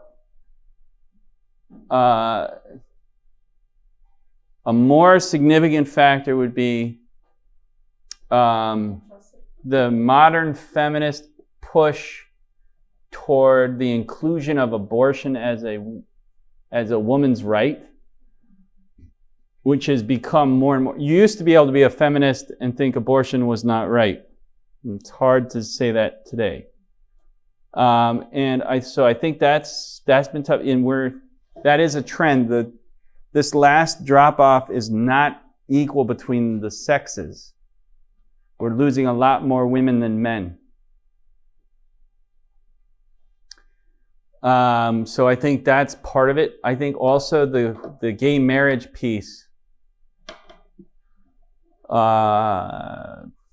especially in like in our area. I mean, think that, what was it, 2006, 7? No, that's 2009, 10 maybe. I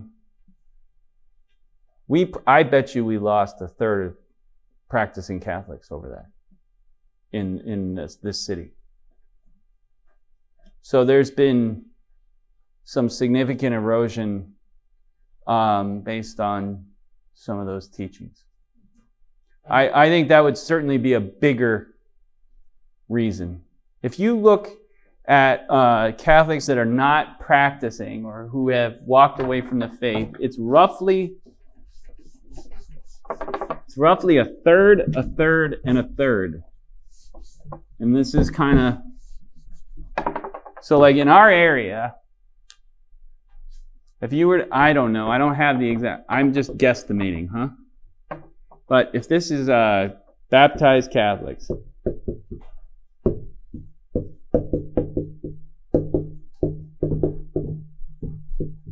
of baptized Catholics, I think the percentage of practicing baptized Catholics has eroded significantly in the last 2 decades. It was about 20% or so. I think we're closer now to 10%. So you're dealing with practicing. Okay? So that means of 10 Catholics you run into, baptized Catholics you run into, maybe 2 are going to church. Maybe 1.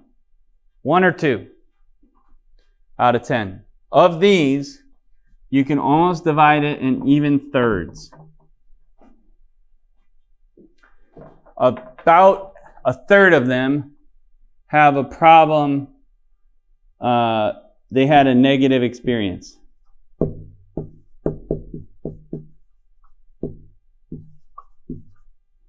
And abuse crisis would be a part of that category, huh? They personally had. No, they didn't necessarily. Either they had a negative experience with a clergy member themselves, or the abuse crisis, the sins of the church. So the reason they left is because of a negative association with the church, the sins of the church.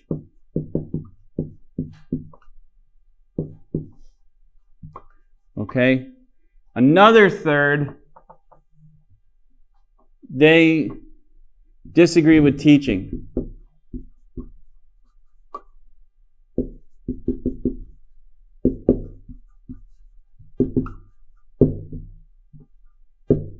And I think gay marriage would be a big one, or just gay marriage and gay rights in general is a big one.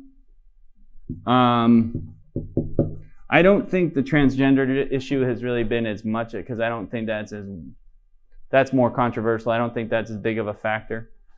But also male clergy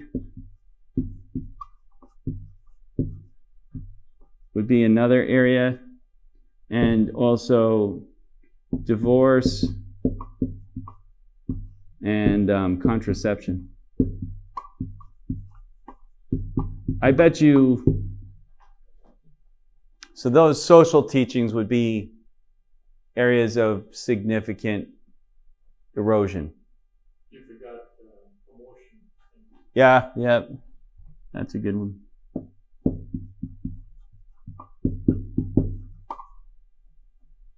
Okay. This last third is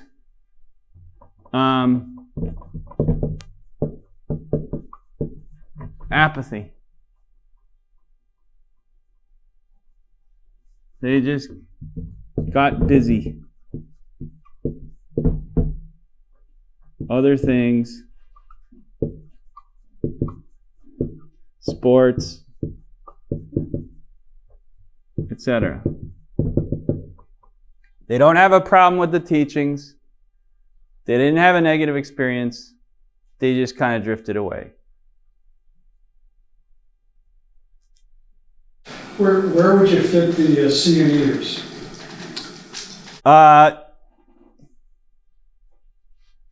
Scattered around. Christmas and Easter's, the Creasters. And that doesn't mean that the people who are practicing their faith didn't have a negative experience, didn't disagree with church teaching, don't play sports. It's just that hasn't caused them to not go to church anymore. Right? Now, the good news is that what I've told our staff is, okay, so this, if you're looking at evangelization and who are we going to try and help, well, we need to try and help everybody find their way back to the practice of the faith. I put that out there. But in terms of where you're going to find less resistance and be able to make some headway and build some momentum, this is tough, right? This is probably the toughest group because there's a lot of hurt here. And you can't easily repair memories. That's hard. Although, again, it can be done. It's just hard. This is also pretty hard, especially if it's tied to, my son is gay, or I had an abortion, or we're divorced and remarried. So this can be also pretty hard. This is the low-hanging fruit in many ways. Now, it's also a little hard, but many times these people are not all that happy with their life. They feel like they're running around with their tails. They're just busy, busy, busy. They don't feel very fulfilled. They miss the community. And they just got off track, especially after COVID. Now the good news, what if you only got half of this group to start coming back to church? You double your numbers in the pews.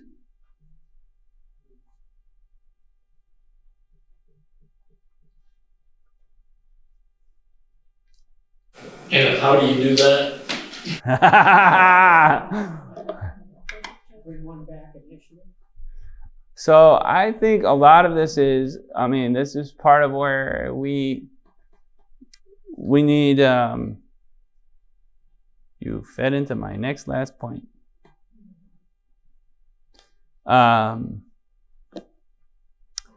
So if you look at, I'm going to pass over a few other things, but the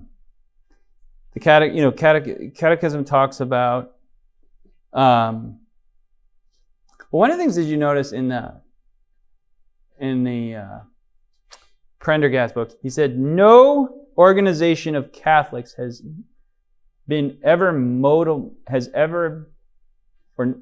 Catholics in the United States have never been mobilized into a significant political force. Ever. It's kind of interesting. Say the closest we might have come to that was in the pro-life movement. But even that was a small subset. But that's kind of interesting to me. The Catechism says every human community needs an authority to govern it. However, the authority does not derive its legitimacy from itself, but from the authority of the eternal and natural laws that it serves. And so the rule of law in a society, each power is really, from our understanding, back to the earlier thing with the different societies of a society, if you might say, of a culture. Each power is meant to be balanced by other powers and by spheres of responsibility that keep it within bounds. We talk about the principle of subsidiarity that allows, and I think this is the good thing about our culture. As much as in some ways we're up against it, this whole thing, we still in the United States, we do not have a monolithic culture. We have many vibrant countercultures. I mean, there are significant pockets of vibrance in the church in other parts of the country, and there are increasingly, I think it's important for us to be able to look at the rest of the country and not get too, because we can get kind of depressed in Maine, because we are in rugged terrain. But if you look at other places, you look at there are universities that are growing, there are Newman centers that are growing, there are seminaries that are full, there are places where the church is strong, and building schools, and building schools on foundations and building parishes, and there's some strong work that was done to really shore up and respond to secularism. And so I think there's some reasons to be hopeful about some of those things. But it's just, we're really we've absorbed a lot here. So it's hard. But it's not that way everywhere. The thing that, if you have vitality in different sub-societies or groups within society, and the state is not dominant in everything, it's not a monolithic totalitarian state, then there's always this kind of vying for cultural influence that's happening. And, you see like these Hallow app is like trying to get its way into these different things. So the church, there's a clamoring to try and influence the future of the country and where we're going. And I don't think that I think we have reason to we shouldn't. The good thing with that, there were a lot of priests that were ordained under John Paul II and went to seminary during a pretty healthy time. And now they're all my age. So that's when they're now in charge of parishes. They're getting traction. They're starting schools. They're having influence. Some of them are being ordained bishops. Those are the guys that are now, they're John Paul II priests that were formed under his inspiration. And after the seminaries went through, he did a number of visitations to seminaries, cleaned up faculty, really tried to get things sorted out. And so you're not going to see wacky clown masses and other funky kinds of teaching from that group of people, because they were well formed. And I think that we don't know, but that should bear some good fruit. And especially in places where there's a greater concentration of resources. So I don't know what's going to happen with regard to that, but I don't think we should get too depressed. I mean, here in our state, we got a good hard fight ahead of us, but I think there's also some really beautiful. Often the church. Well, what does St. Paul say? It's when we're weak that he is strong. And it becomes clear that we're not going to move forward based on the power of our human institutions. It's not because the church is going to be wealthy or powerful that we're going to influence our culture in Maine. We will not have power or money. The only way that Catholics are going to influence the culture in Maine is by being authentic witnesses to the gospel.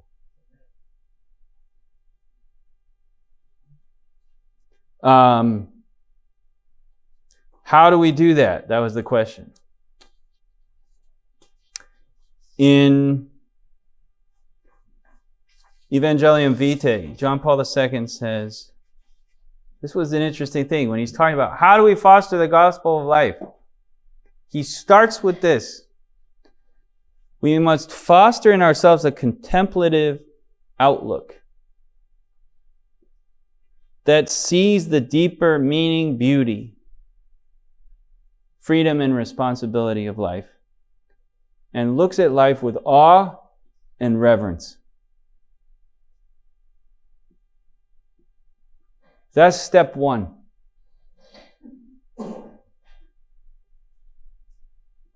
To foster in ourselves a contemplative outlook.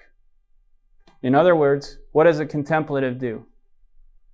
A contemplative focuses on watching. A contemplative is focused on trying to be open. It's very Marian. It's like, I want to see, right? I want to see the world around me as it is. That's the contemplative. I'm not worried about doing. It's not Martha, it's Mary. She just wants to sit and listen and watch and absorb what our Lord is saying and doing, what His grace is doing. Because what John Paul II is kind of pointing is, we're not going to get our way out of this by working harder.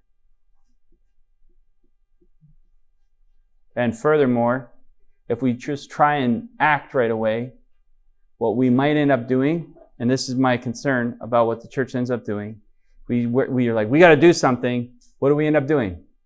Something that's not authentic to our tradition. We end up taking up some stupid secular thing, whether it be some business thing. Oh, we had that whole stupid... Anyway, don't get me started. Camera.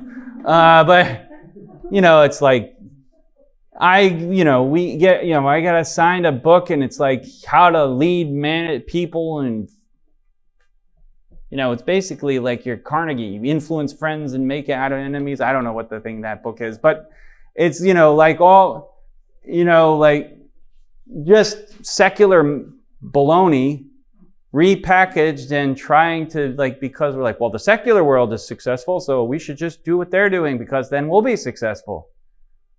And it just does, it's horrible.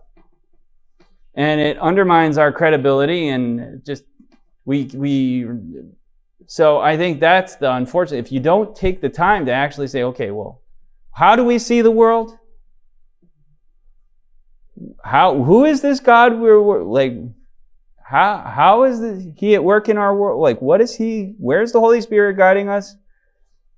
That's what we got to figure out. Well, otherwise we're going to just go in all these wacky directions, and we're going to start 89,000 programs that are all just a waste of energy, and they get people discouraged because they promise all these things. You bring in people, these experts who are usually washed out from the corporate world or from the psychological world, and basically everybody in the secular world is like, yeah, that doesn't work.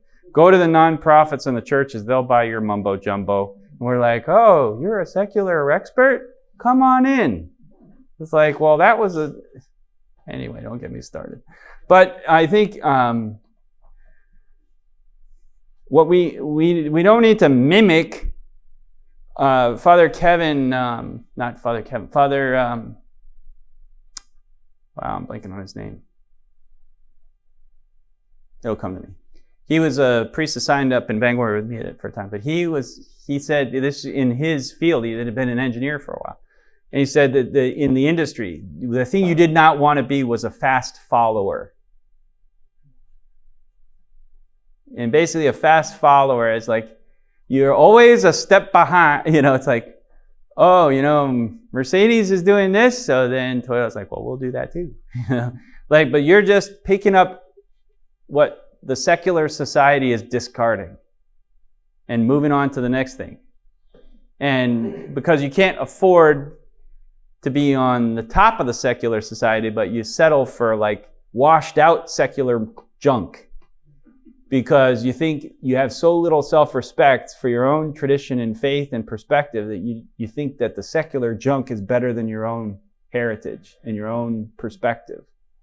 And I watched this happen. It still is it's still in some groups a real issue in some places. And the trap is constantly there if you're not going back to first principles, sitting with the scriptures, sitting with the tradition, and thinking and looking around and paying attention. And this is why we put in that amusing ourselves to death thing, because the technological impulse that we are living under, television was bad, smartphones are 10 times worse. It's militating against contemplation. If John Paul II says that we need to move forward by fostering a contemplative outlook, I don't know anybody who watches a lot of television or smartphones or entertainment who has a contemplative outlook. And so if we're going to make any headway, we have to realize that the technological culture that's being really, Neil Postman makes a case that it's being imposed. It's not just a nice soft, you can have a smartphone if you want one. No. This is an imposed culture, and it is hostile to contemplation.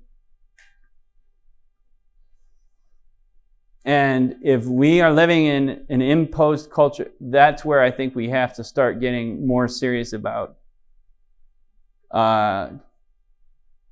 really questioning also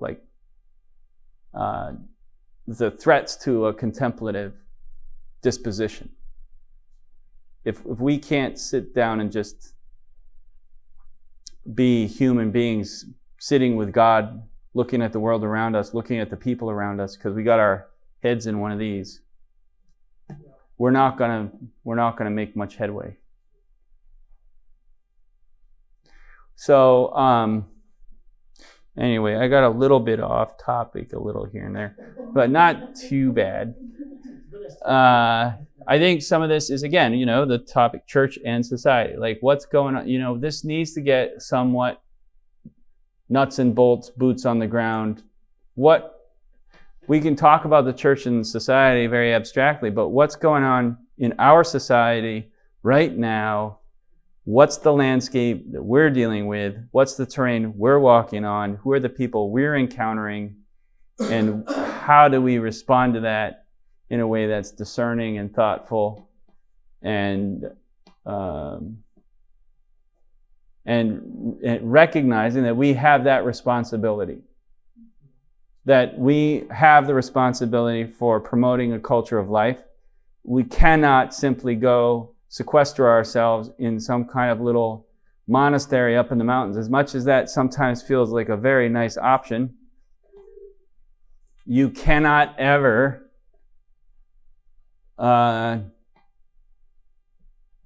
just consign the rest of society to its own secular misery. If you're a conscientious Catholic, I think that you have to see in the gospel a mandate. Go teach all nations, baptizing them in the name of the Father and of the Son and the Holy Spirit. That's not a nice little suggestion. It's a mandate. And so this is the world that we have to try and do that in. It's not of our own choosing. You don't choose your natural society. You don't choose your family. You don't choose the state you live, the country you live in, really. This is where we are, and this is where we're called to give witness to the gospel. So, but John Paul II again says, how do you do that? Foster a contemplative outlook. You're not going to be any good to anybody if you can't see clearly.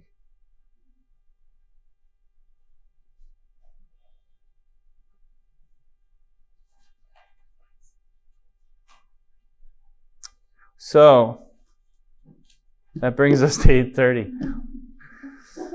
I have a way of doing that.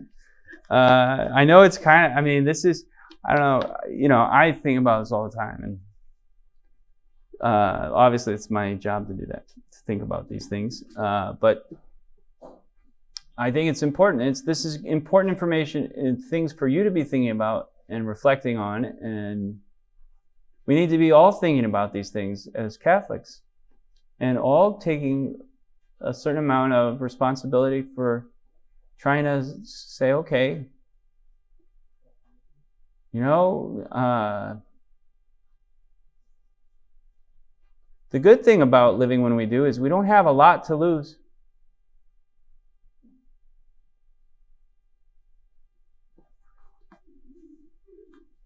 You know, from my perspective, we went through this horrible sex abuse scandal. We've gone through all this other stuff. I mean, we may go through some financial stuff that we have to, who knows how many buildings we'll have, other things like that. But the buildings and the money are not really, it's really the moral authority that when we took some of these hits, that's been really tough. We've gone through some tough stuff. And, you know, it's amazing. Sometimes when I look out in the pews and it's like, Easter Sunday, we had 10 o'clock, I was just packed to the gills. And I look at everything and I think to myself, and people still come. You know, is they want God. People want, and they're made for God. And so we shouldn't get depressed. It's a matter of saying, okay, what does God want? How do we try and listen to where He's directing us? Because He wants them too. They want God, but He wants them more. And so how can we help achieve that desire that He has to be close to His people?